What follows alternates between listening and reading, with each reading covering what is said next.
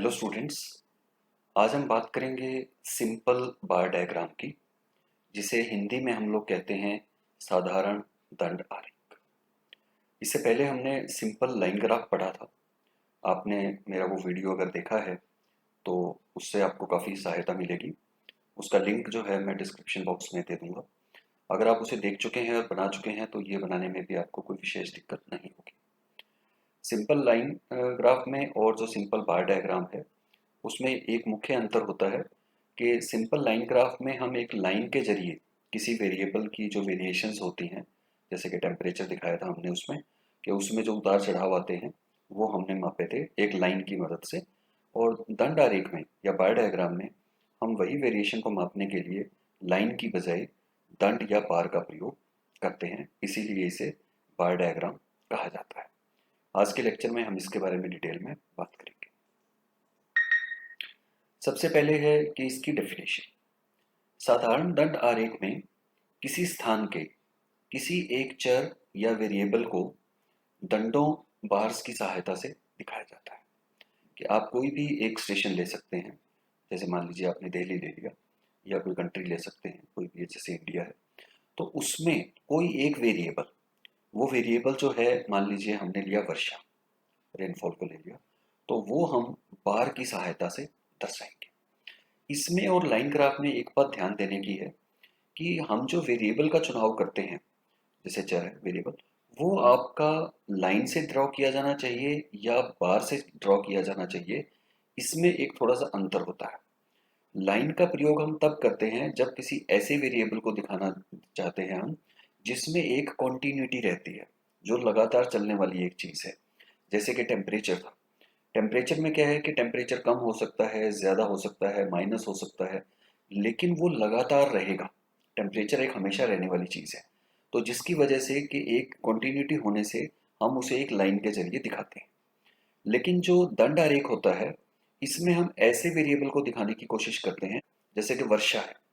वर्षा अभी हो सकता है हो रही हो, थोड़ी देर के बाद बिल्कुल ना रहे, और 2 घंटे के बाद फिर बारिश आ जाए, यानी कि वो लगातार होने वाली चीज़ नहीं है। तो ऐसी कोई भी वेरिएबल जो लगातार ना चल करके बीच बीच में रुक सकते हैं, ऐसे वेरिएबल्स को दिखाने के लिए हम जो है बार डायग्राम का प्रयोग करते हैं। और कोई लगातार चलने वाली चीज़ है उसको दिखाने के लिए हम लोग लाइन ग्राफ का प्रयोग करते हैं। ये बहुत ही एक बेसिक रूल है जिसे आप सभी को जरूर समझना चाहिए। In simple bar diagram one variable of any place is represented through bars.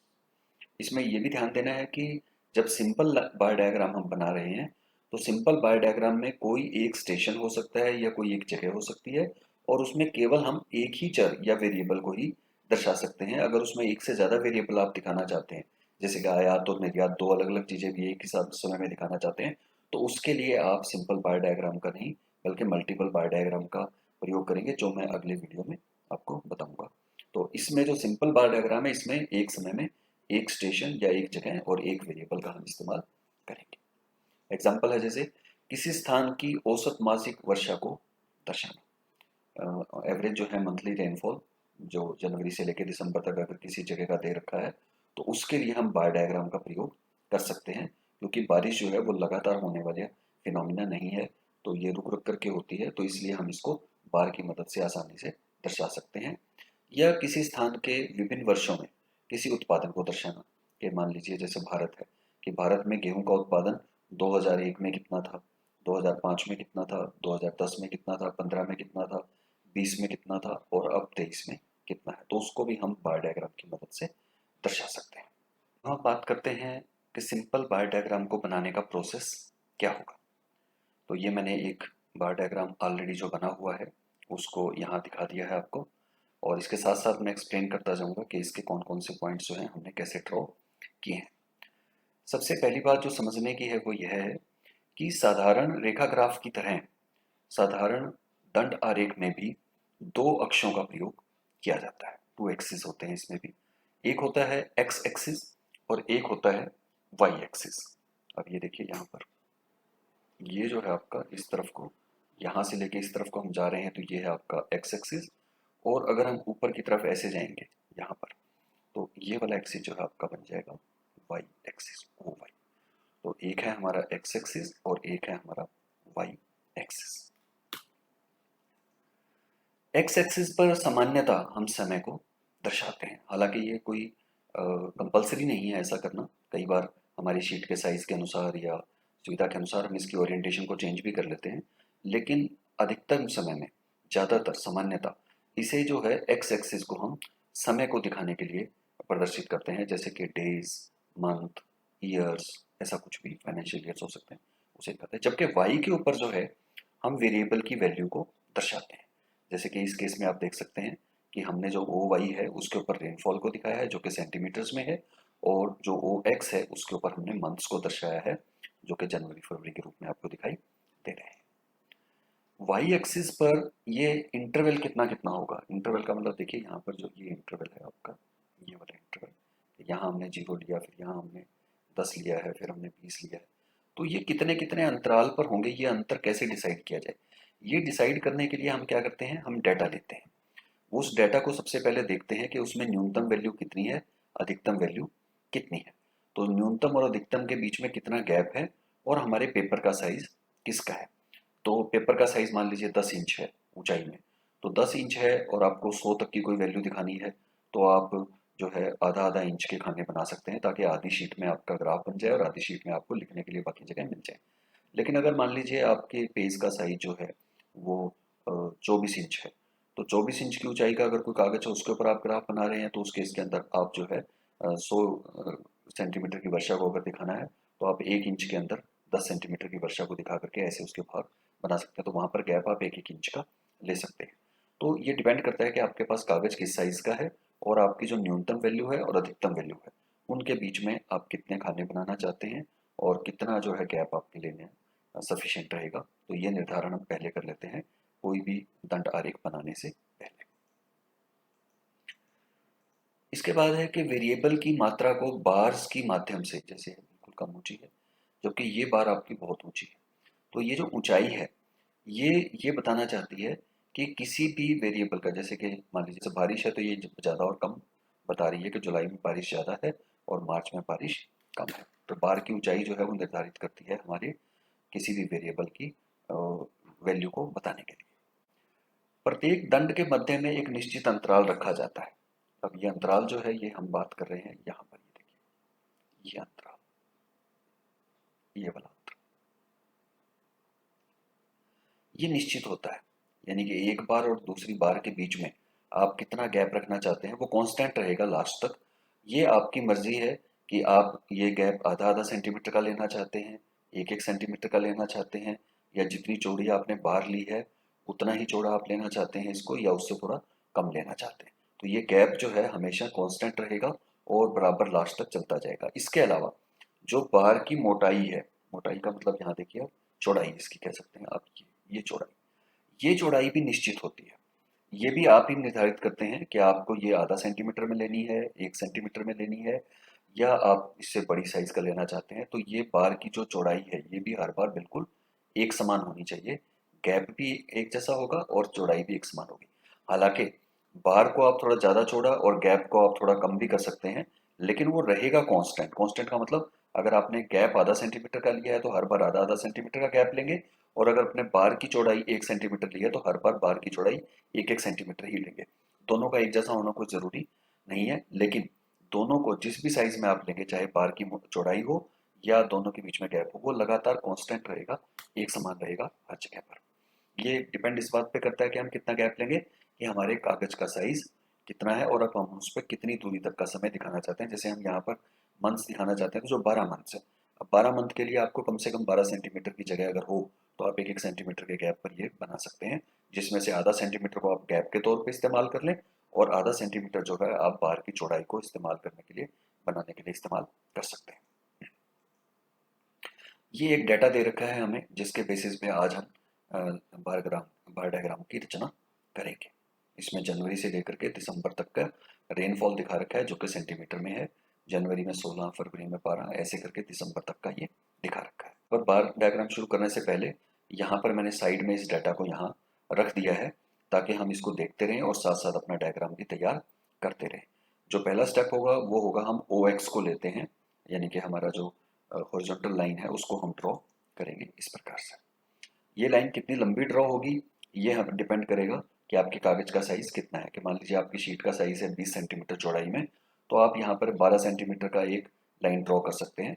12 centimetre में इसलिए कह रहा हूँ क्योंकि हमें जो है जनवरी से लेकर दिसंबर तक 12 महीनों का अलग अलग वर्षा को दिखाना है, तो प्रत्येक के लिए हम 1-1 सेंटीमीटर को इस्तेमाल करेंगे। तो इसलिए आपके पास अगर 20 सेंटीमीटर की शीट है तो आप उसके ऊपर एक 12 सेंटीमीटर की लाइन ड्रॉ कर सकते हैं।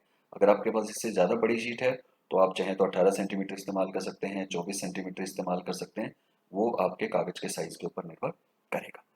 इसके बाद हम ओ वाई लेते हैं। एक बात जो ध्यान रखने की है वो ये कि इस ओ एक्स लाइन को जब आप ड्रॉ करते हैं तो ये लाइन बिल्कुल आपकी जो शीट की बाउंड्री लाइन है ये वाली देखिए, इसके बिल्कुल पैरेलल होनी चाहिए। अगर ये दोनों पैरेलल नहीं है तो उस स्थिति के अंदर आपकी ये लाइन तिरछी हो जाएगी, और तिरछी होने पर वो ग्राफ भी सारा का सारा आपका तिरछा दिखाई देगा, जो कि देखने में बिल्कुल भी अच्छा नहीं लगेगा। जब आप ओ वाई ड्रॉ करेंगे तो ओ वाई ड्रॉ करने के लिए भी आप यहाँ एक एग्जैक्ट 90 डिग्री का कोण बनाएंगे। 90 डिग्री के अलावा अगर आपने 88 या 91 डिग्री भी इसको कर दिया तो ये वाली लाइन जो है आपकी टेढ़ी हो जाएगी, और उसकी वजह से फिर आपका ग्राफ जो है वो बिल्कुल खराब हो जाएगा। यहाँ पर भी आप इसको मापने के लिए ये गैप को चेक कर सकते हैं कि ये वाला गैप कितना है और ये वाला गैप कितना है, और ये गैप भी आप माप करके इसको बिल्कुल बराबर चेक कर लें कि पहले ये ठीक है या नहीं। अगर आपके ओ एक्सिस और ओ वाई ठीक खींच गई हैं तभी आप आगे प्रोसीड करें, वरना पहले इन लाइंस को बिल्कुल आप स्ट्रेट कर लें। इसके बाद देखिए हमने जैसे एक बात की थी कि हम वैल्यूज़ को दिखाएंगे ओ वाई पे, तो हमने यहाँ पर कुछ निशान लगाए हैं। इसमें देखिए पहले हम न्यूनतम वैल्यू देख लेते हैं। न्यूनतम वैल्यू है मार्च में जो कि है 5 सेंटीमीटर, और अधिकतम वैल्यू जो है हमारी वो है 68 जो कि जुलाई में है। तो हम इसे मान लेते हैं कि 5 और 68 के बीच की हमें सभी वैल्यूज़ इन्हीं बार के माध्यम से दिखानी है। तो हम 10-10 सेंटीमीटर को एक एक भाग से दिखाएंगे।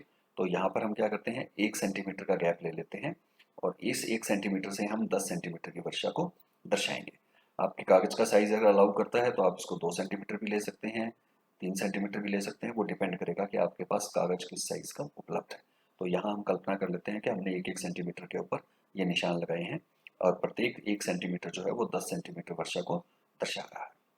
0, 10, 20, 30, 40, 50, 60 और 70। 70 तक हमने लिया है क्योंकि 68 दिखाना था, तो इसके बाद जो नेक्स्ट राउंड फिगर आएगी वो 70 आएगी, तो वहां तक हमने इसको ले लिया है। और इसके बाद हम लिख भी देते हैं यहाँ साइड में रेनफॉल इन सेंटीमीटर, ताकि पढ़ने वाले व्यक्ति को पता चल जाए कि रेनफॉल जो है वो आपने मिलीमीटर में लिया है, सेंटीमीटर में लिया है या इंच में लिया है, और ये रेनफॉल को दर्शा रहा है। इसके बाद हम ओ एक्स के ऊपर भी कुछ पॉइंट्स लगाएंगे। जैसे हमने बात की थी कि ये अगर 12 सेंटीमीटर है तो हम ये मान लेते हैं कि हम आधा सेंटीमीटर की चौड़ाई में बार को ड्रा करेंगे, और आधा सेंटीमीटर हम हर एक के बार के बीच में गैप को रखेंगे। तो हम आधा आधा सेंटीमीटर के ऊपर यहाँ पर 24 निशान लगा देंगे। ये हमने 24 निशान लगा लिए हैं जो कि आधा आधा सेंटीमीटर के ऊपर लगाए हैं। इनमें से जो शुरू का आधा सेंटीमीटर है ये एक गैप को दिखाने के लिए, स्पेस को दिखाने के लिए इस्तेमाल किया जाएगा, जबकि ये वाला जो हिस्सा है ये बार की जो चौड़ाई है उसको दिखाने के लिए इस्तेमाल किया जाएगा।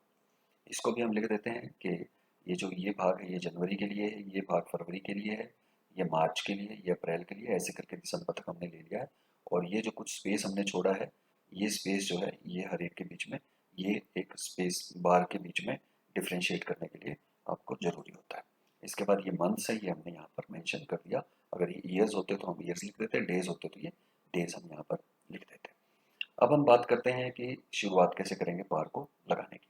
तो जनवरी में देखिए ये है 16, तो 16 के लिए हम क्या करेंगे कि इस बार को हम 16 के यहाँ तक लेकर के जाएंगे, और ये देखिए ये यहाँ पर लगभग 15 बनेगा, आधा इसका थोड़ा सा ऊपर जाएंगे तो 16 हो गया। इस प्रकार से आप एक लाइन यहाँ पर ड्रॉ करेंगे, एक लाइन यहाँ ड्रॉ करेंगे, और उनको दोनों को जहाँ तक वो 15 तक ड्रॉ करके उनको आपस में टच कर देंगे। इस प्रकार से ये लाइन बिल्कुल सीधी रखनी ज़रूरी है, बिल्कुल इसके पैरेलल होनी चाहिए, तभी आपका ये ठीक बनेगा। अगर आपने इसको तिरछा कर दिया थोड़ा सा भी एक को भी किसी लाइन को, तो फिर ये आपका डायग्राम ठीक नहीं बनेगा। इसके लिए एक तरीका आप और अपना सकते हैं। वो तरीका ये होता है कि ऐसी ही एक लाइन जो है वो आप यहाँ ऊपर भी ड्रॉ कर लें इस जगह पे, यहाँ पर ऐसे ही आप एक लाइन यहाँ पर भी ड्रॉ कर लें, और उसके ऊपर भी आप जो है इसी प्रकार के ये निशान बिल्कुल यहीं पर लगा लें, ऐसे ऐसे करके, और इनको आपस में मिला दें ऐसे। तो इसके बाद क्या होगा कि आपकी सारी लाइनें जो हैं वो बिल्कुल जो है एक दूसरे के बिल्कुल पैरेलल खिंच जाएंगी। बाद में आप केवल ये वाले निशान उसमें लगाते जाएं, तो आपके जो ये पैरेलल वाली प्रॉब्लम है यहाँ पे कि ये बार बिल्कुल इसके पैरेलल बने और ये लाइनें बिल्कुल सीधी ड्रॉ, उसको आप कुछ हद तक कम कर सकते हैं।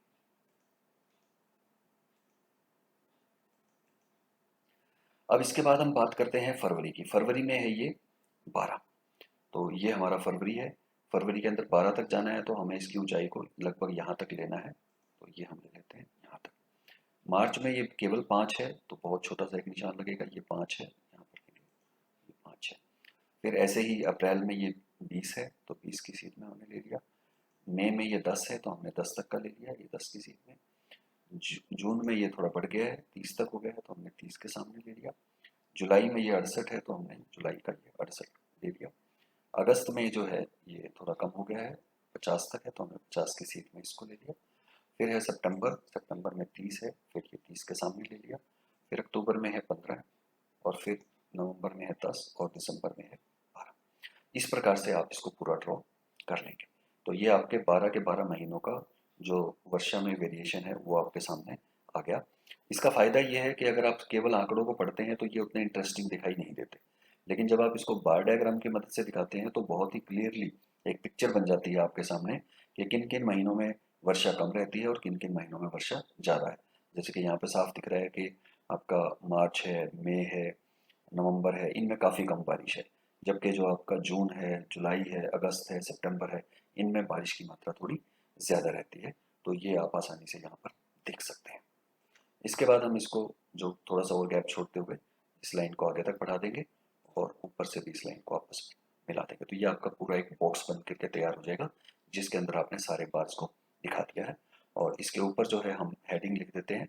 हेडिंग लिखते वक्त हमें ये ध्यान रखना है कि ये हेडिंग का साइज इन अक्षरों की तुलना में थोड़ा सा बड़ा रहता है और थोड़ा सा बोल्ड भी रहता है, और ये बिल्कुल सेंटर में होना चाहिए। जो आपने ये ग्राफ बनाया है पूरा का पूरा, इसके बिल्कुल सेंटर में होना चाहिए। तो कोई भी आंकड़े लेकर के आप इसकी ट्राई कर सकते हैं, और उम्मीद है कि आपको ये सब अच्छे से समझ में आ गया होगा। प्रैक्टिस करते रहें। Thanks for watching the video. Like, share and subscribe.